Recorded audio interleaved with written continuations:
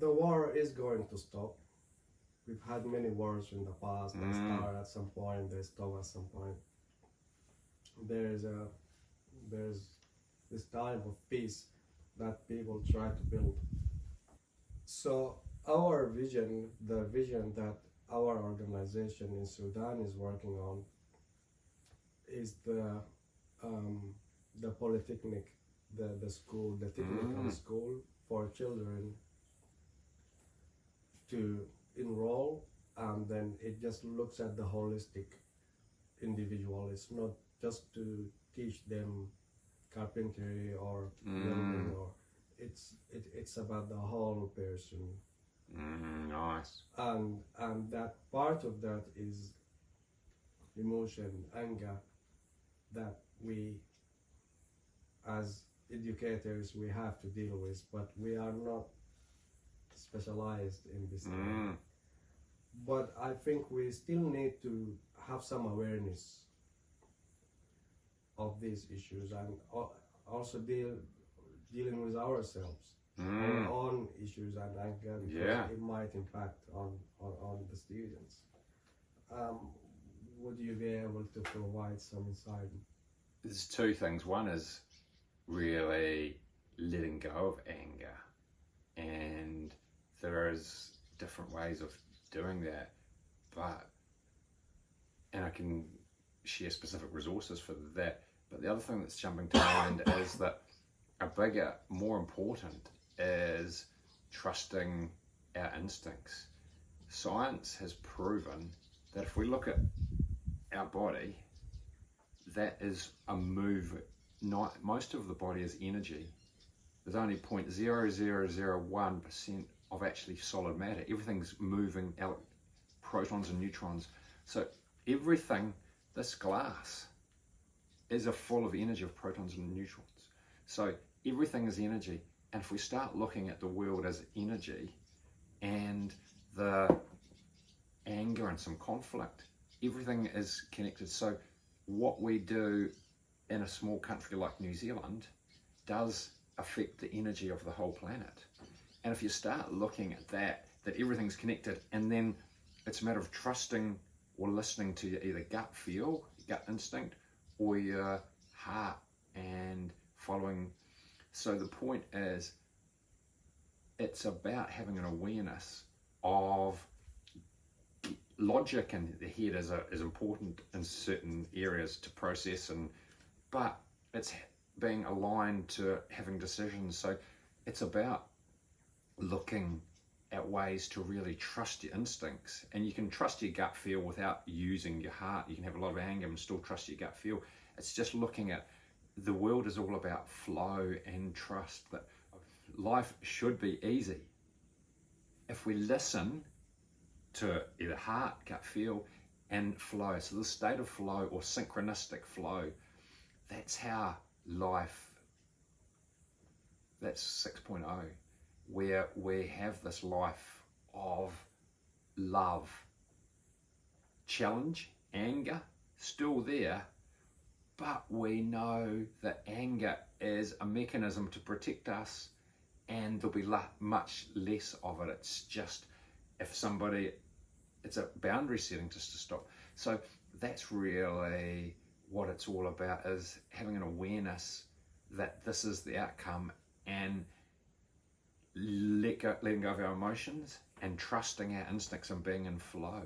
You can call it spirituality as the trust, but it's not even that. It's just everything's connected, and if we listen to our heart or our gut, or however, we have this magical ability to flow and be in sync. So that is really the outcome.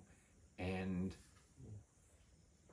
I guess when I visited Africa or Thailand, but Africa, I went through a village of people that lived in mud huts, and they didn't have anything. They didn't have electricity. They had a mud hut, but they were incredibly happy. And compare that to, say, Western countries. There is so much complication and stress and so forth. So the point being is in Africa, they are vibrantly trusting their instinct. Well, that was my observation in remote areas.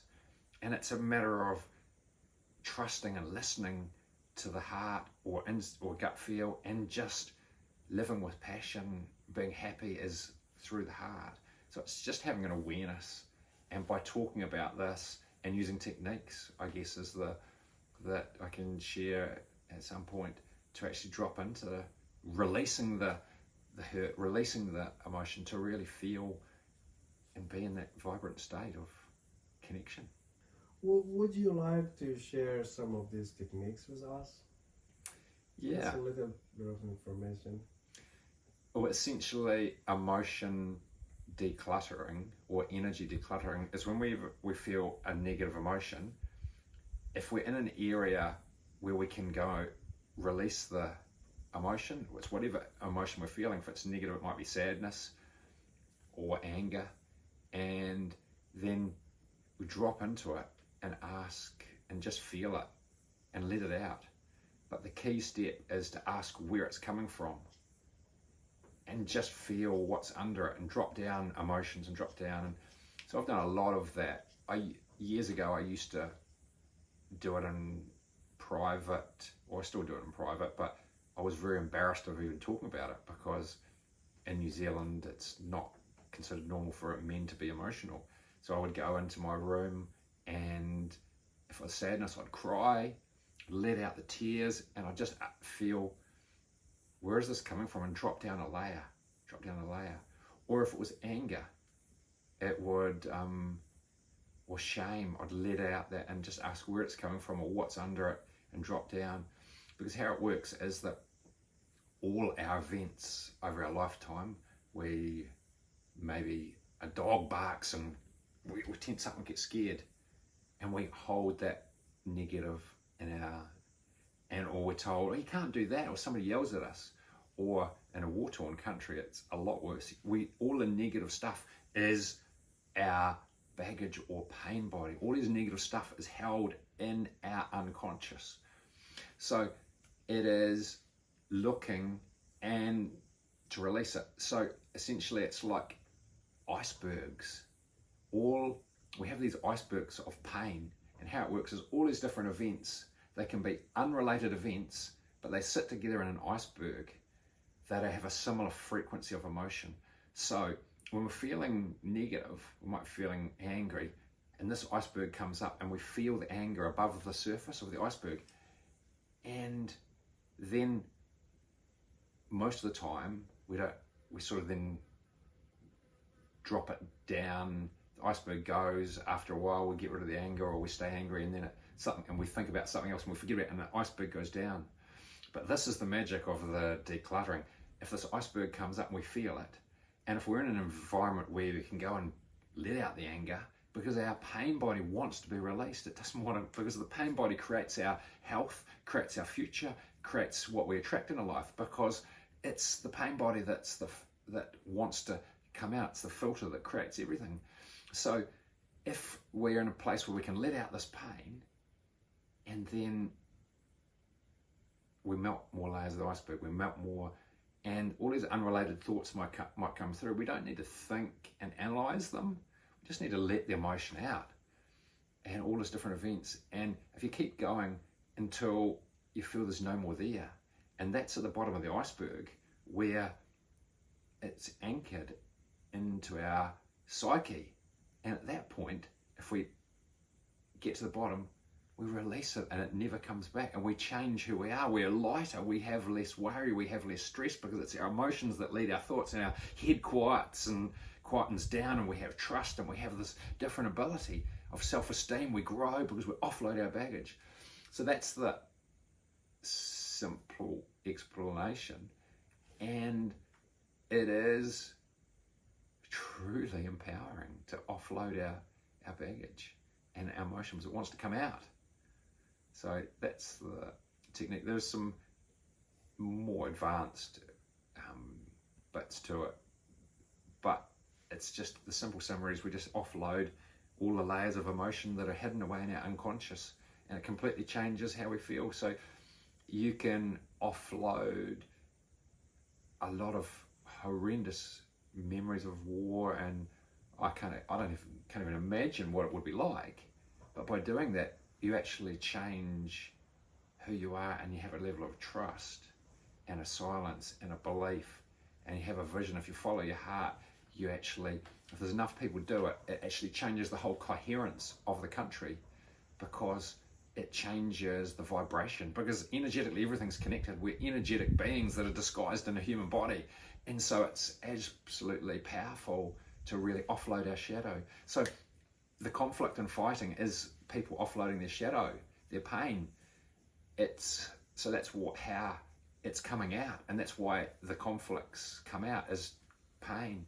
But if we start offloading the pain in better ways, then we change the conversations. We don't need to fight. We change the way the world operates from a place, a new place. Just like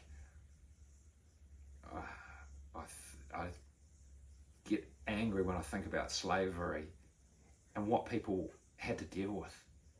But you can imagine now, in 20 years' time, we'll look back and say, oh, imagine what the wars and conflict were like. It was just, and people would imagine how horrendous it was that haven't been there.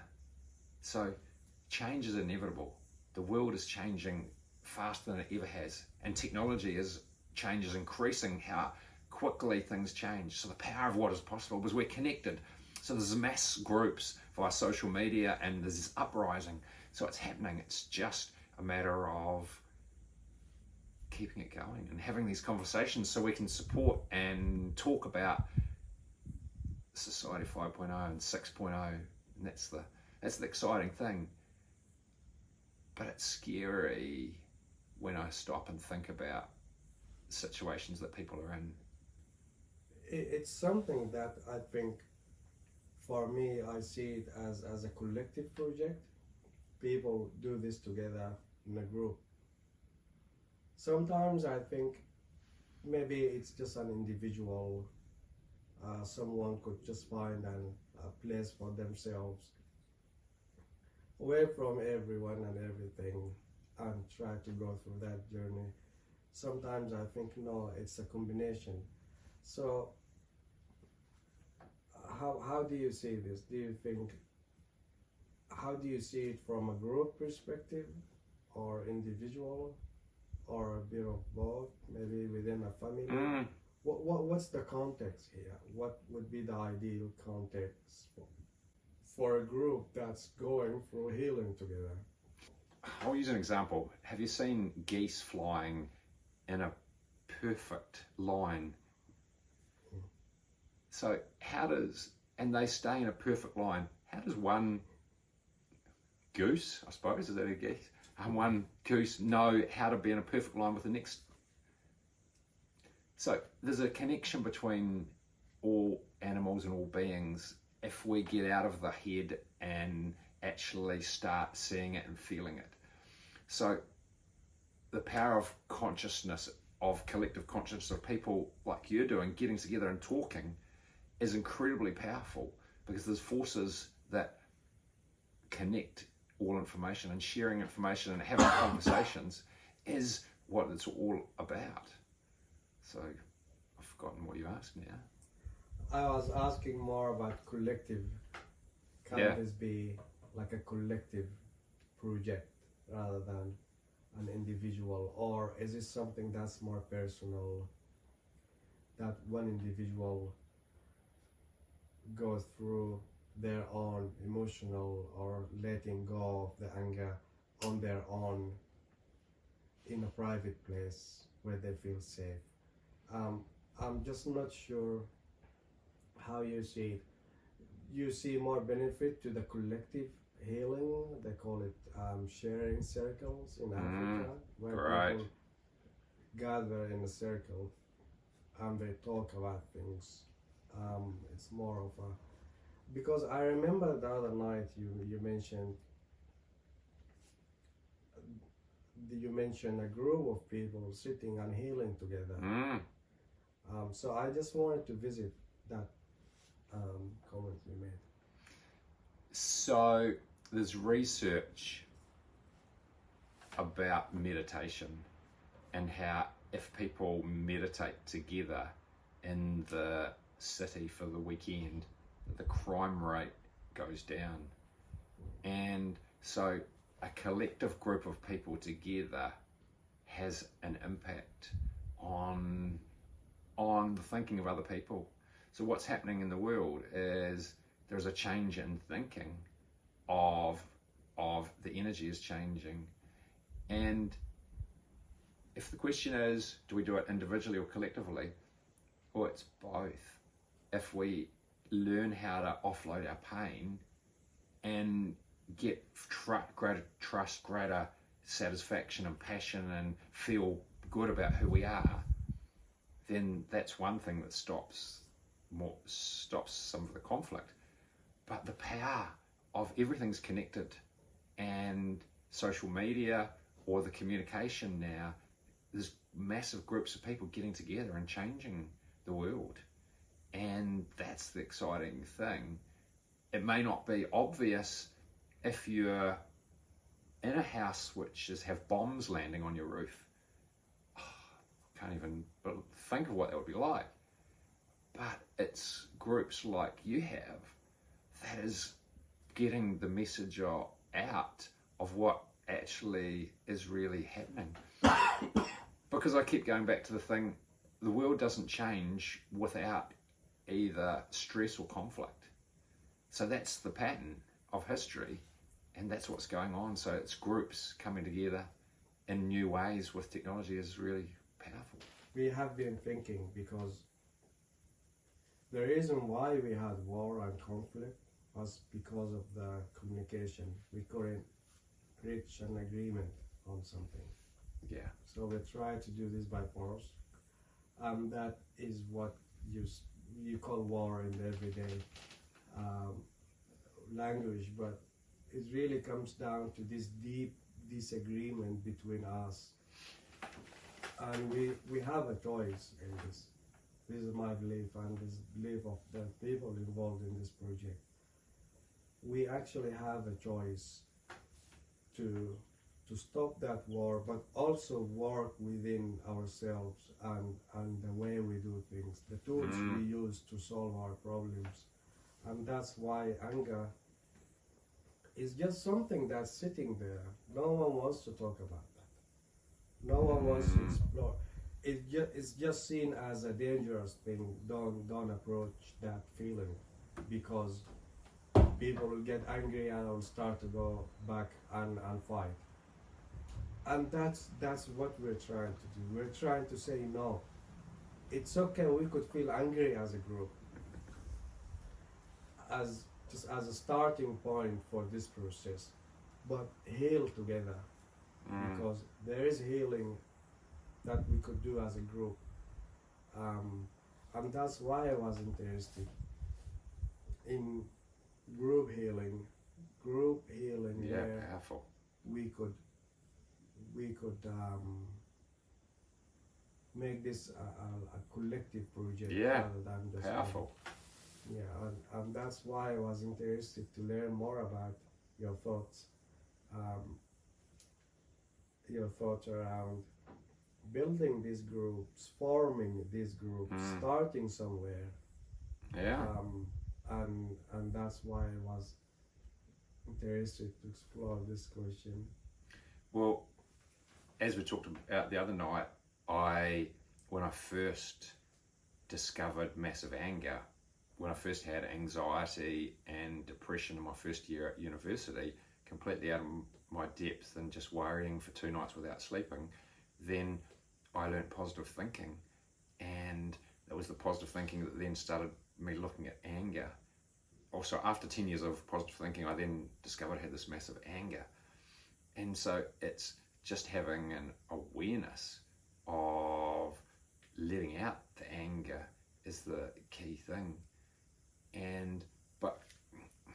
Sorry, I've actually lost the question, but I'm completely... It's not a question, it's just an open-ended Yeah. kind of, But something you mentioned before, the word you used is force.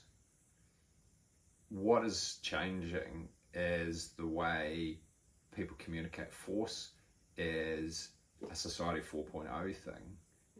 A Society 5.0 is people don't have the anger. Well, Society 6.0 is people don't have the anger. And that's a different level of communication. So synchronicity and flow is what the magic is of the newer society, and it's about trust, and force is not there. So it's letting go of force and attachment and control, because I've found personally, as I've let go of anger and a lot of negative self-belief and negative self-esteem, then there is a real level of flow and trust. So I've got a visions of what my career and my business and what I'll be doing, but it's like I don't need to know the answer. I just know that the universe has my back, because everything's connected, and if I have an accident or illness, then that's something that's arriving for me to learn and change. So I let go of control and needing to know and just trust. So that's what Society 6.0 is. It's not forcing things, it's just knowing that everything happens for a reason and just listening within. And that is the move away from force. And that's why this is happening in the world now, to bring out the shadow or dark side of people, to open them up. This conversation we started today is going to be part of an ongoing conversation. And there are many themes that will come out of the topics we talk about. There will be people from other countries, from other cultures, from other professions or life experience. So we will continue the conversation. And I could see that the conversation could very quickly become very complex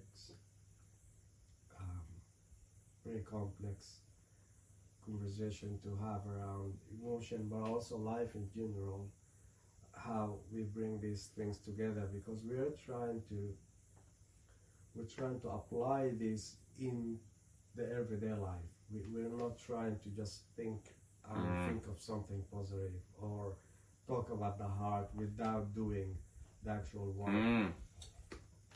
So there will be more conversations we would like to have with you. Look forward to and there are some themes I was able to pick up from here, so I will go back and reflect on this, and maybe in the future we could focus on one theme and explore it more in depth. Today was just an introduction to what you do and the concepts and just a general idea. But I look forward to having more conversations in the near future. Is there anything else you would like to add before we conclude? I want to add that I respect and love what you're doing, because it's leaders of the consciousness shift and leaders today that make all the difference by getting people together. And so fully respect, and I can't comprehend what your life was like growing up in Sudan, and respect to what you're doing, and if I can help in any way, I very much want to. So thank you. Thank you, Rob. Thank you very much for your time, and we will speak again. Look forward to that. Thank you. Thank you. Hopefully it's recording. It's exactly 40 minutes. Oh, it's good. I thought, imagine if I hadn't pressed record and we'd talk for 40 minutes and got nothing. Yeah.